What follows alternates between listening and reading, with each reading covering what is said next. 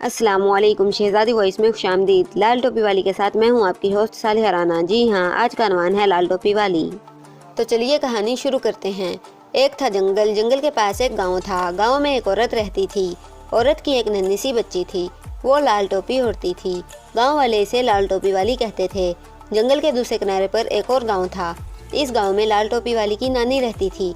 एक दिन सुबह सवेरे माँ ने अपनी बेटी को अच्छे अच्छे कपड़े पहनाए, सर पर लाल टोपी उड़ाई और बोली, ये टोकरी लो, इसमें हलवा है और शरबत की एक बोतल। लपक झपक जाओ और अपनी नानी को दे आओ। बहुत अच्छा अम्मी, नन्ही बच्ची ने कहा। माँ बोली, और हाँ, गर्मी के दिन हैं, थोड़ी देर बाद सूरज सर पर आ जाएगा। सीधी जाना, रास्ते में कहीं ना रुकना, ना किसी अजनबी से बात करना। सीधी जाऊंगी, कहीं नहीं रुकूंगी, किसी से बात नहीं करूंगी, बच्ची ने कहा। माँ बोली, नानी को मेरा सलाम कहना और कहना किसी दिन मैं भी आऊंगी। लड़की ने टोकरी उठाई और नानी के घर की तरफ चल पड़ी। नानी के गांव को जंगल में से रास्ता जाता था। वो जंगल में दाखिल हुई तो हलवे की खुशबू पाकर जंगली जानवर अपने अपने बिलों और घोंसलों से निकल आए। चिड़िया बोली, ए नन्नी, थोड़ा सा हलवा हमें भी दो। खरगोश बोला, मैं तो शरबत पीऊंगा, बहुत दिनों से नहीं पिया है। लाल टोपी वाली बहुत अच्छी, बहुत नेक, बहुत रहमदिल लड़की थी। अगरचा ये चीज़ें इसकी होती तो वो इन्हें जानवरों में बांट देती, लेकिन ये तो इसकी नानी की थी, वो किसी दूसरे को कैसे दे सकती थी। इसने बड़ी नरमी से कहा, देखो भाई, ये चीज़ें मैं नानी के लिए ले जा रही हूँ। अम्मी ने कहा है, नानी के सिवा किसी को ना देना। मुझे अफसोस है कि तुम्हें नहीं दे सकती। हाँ, अगली दफ़ा आऊँगी तो तुम्हारे लिए भी लाऊंगी। ये कहकर वो आगे बढ़ी ही थी कि एक भेड़िया आ गया। चिड़िया फिर से उड़कर दरख्त पर जा बैठी। खरगोश बिल में घुस गया। लाल टोपी वाली बहुत बहादुर लड़की थी। वो भेड़िए से नहीं डरी। भेड़िए ने कहा, सलाम नन्ही टन, ये सुबह ही सुबह कहाँ चली? नानी अम्मा के घर, इनके लिए हलवा और शरबत ले जा रही हूँ, नन्ही ने जवाब दिया। और मेरी प्यारी बच्ची, तुम्हारी नानी अम्मा रहती कहाँ हैं? मकार भेड़िए ने पूछा। यहाँ से 1 मील दूर, जहाँ जंगल खत्म होता है, वहाँ एक गाँव है, नानी अम्मा वहीं रहती हैं। इनके दरवाजे का रंग लाल है। इसके पास ऊंचा सा दरख्त खड़ा है। लाल टोपी वाली को देखकर भेड़िए के मुंह में पानी भर आया। इसका दिल चाहता था कि अभी इसकी तिक्का बोटी कर दे, लेकिन फिर सोचा कि इस बच्ची से मेरा क्या बनेगा। इसके साथ इसकी नानी को भी खाऊंगा, तब मेरा पेट भरेगा। इसने कहा, तुम तो ऐसे जा रही हो जैसे कोई स्कूल जाता है। वो देखो, सामने रंग बिरंगे फूल खिले हैं, तुम्हारी नानी ये फूल पाकर बहुत खुश होंगी। लाल टोपी वाली ने सर उठाकर सामने देखा। वहाँ लाल पीले नीले फूल हवा में झूम रहे थे। इसने सोचा, मैं अपनी नानी के लिए इन फूलों का गुलदस्ता नानी अम्मा को दूंगी तो सचमुच इन्हें बहुत खुशी होगी। अभी तो सुबह ही है, दोपहर से पहले पहले नानी अम्मा के घर पहुंच जाऊंगी। इसने टोकरी नीचे रखी और फूल चुनने लगी। अब भेड़िए की सुनिए। वो भागम भाग नानी के घर पहुंचा और दरवाज़ा खटखटाया। खट खट खट। कौन है? नानी ने अंदर से पूछा। भेड़िया बारीक आवाज़ में बोला, मैं हूँ आपकी नवासी लाल टोपी वाली, आपके लिए हलवा और शरबत लाई हूँ, मेहरबानी करके दरवाज़ा खोलिए। दरवाज़ा खुला है मेरी बच्ची, अंदर आ जाओ, नानी ने कहा। भेड़िए ने दरवाजे को धक्का दिया और अंदर दाखिल हो गया। नानी अम्मा इसे देखकर डर गईं। उन्होंने बिस्तर पर से छलांग लगाई और अलमारी में घुस गईं। घुसकर दरवाज़ा बंद कर लिया।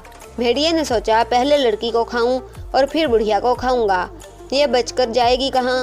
वो नानी के पलंग पर लेट गया और लाल टोपी वाली का इंतज़ार करने लगा। इधर लाल टोपी वाली ने गुलदस्ता बना लिया था और अब टोकरी उठाए नानी के घर आ रही थी। कुछ देर बाद इनके घर के दरवाजे पर खड़ी थी। इसने दरवाजे पर दस्तक दी। खट खट खट। भेड़िए ने पूछा, कौन है? लाल टोपी वाली इसकी आवाज़ सुनकर हैरान हुई। फिर सोचा, शायद ज़ुकाम की वजह से नानी अम्मा की आवाज़ भारी हो गई है। इसने कहा, मैं हूँ आपकी नवासी लाल टोपी वाली, आपके लिए हलवा और शरबत लाई हूँ, और हाँ, फूलों का गुलदस्ता भी। ये फूल मैंने आपके लिए जंगल में चुने हैं, मेहरबानी करके दरवाज़ा खोलिए। भेड़िए की खुशी से बाछें खुल गईं। इसने कहा, दरवाज़ा खुला है मेरी बच्ची, अंदर आ जाओ। लाल टोपी वाली ने दरवाज़ा खोला। अंदर आई। भेड़िए ने अपना जिस्म चादर में छिपा लिया। इसका थोड़ा सा मुंह बाहर निकला हुआ था। इसने कहा, टोकरी मेज़ पर रख दो और मेरे पास आओ कि तुम्हें प्यार करूं। लाल टोपी वाली आहिस्ता आहिस्ता पलंग की तरफ बढ़ी, लेकिन फिर एकदम रुक गई। बोली, नानी अम्मा, आपके कान इतने बड़े क्यों हैं? ताकि तुम्हारी प्यारी प्यारी बातें अच्छी तरह सुन सकूं, भेड़िया बोला। और आपकी आंखें इतनी बड़ी बड़ी क्यों हैं? लड़की ने पूछा। ताकि तुम्हारी प्यारी प्यारी सूरत अच्छी तरह देख सकूं, भेड़िए ने जवाब दिया। और आपके दांत इतने बड़े क्यों हैं? ताकि तुम्हें अच्छी तरह चबाकर खा सकूं। ये कहकर भेड़िए ने बिस्तर से छलांग लगाई और मुंह फाड़कर लड़की की तरफ बढ़ा। आप समझ रहे होंगे कि कहानी खत्म हो गई। भेड़िया लाल टोपी वाली को खा गया, लेकिन नहीं, जिसे अल्लाह रखे इसे कौन चखे। आप शायद इन जानवरों को भूल गए जो इस बच्ची को जंगल में मिले थे। वो समझ गए थे कि भेड़िए की नीयत अच्छी नहीं है। वो लड़की और इसकी नानी दोनों को खाना चाहता है। चिड़िया ने चूं चूं करके लड़की को बताने की कोशिश की थी कि भेड़िए से खबरदार रहे, लेकिन वो बातों में ऐसी मगन थी कि चिड़िया की चूं चूं नहीं सुनी।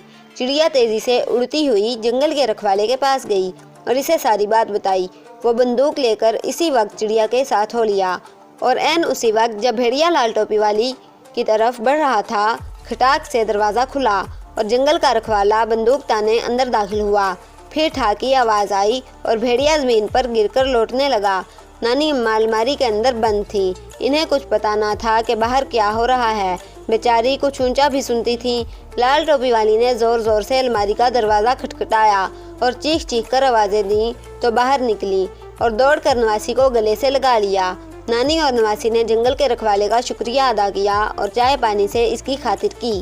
लाल टोपी वाली कुछ देर नानी के साथ रही और फिर अपने घर वापस आ गई। इसने माँ को सारी बात बताई और वादा किया कि अब वो कभी रास्ते में नहीं रुकेगी और ना किसी अजनबी से बात करेगी। ख़त्म शुद्ध। तो अगर आपको ये वीडियो थोड़ी सी भी पसंद आई है तो इस वीडियो को शेयर ज़रूर करें। अगर आप इसी तरह की मज़ीद अच्छी वीडियोस देखना चाहते हैं तो हमारे चैनल को सब्सक्राइब करें, लाइक करें, शेयर करें, कमेंट करें। Keep watching Shahzadi voice. अस्सलामु अलैकुम। पाकिस्तान जिंदाबाद।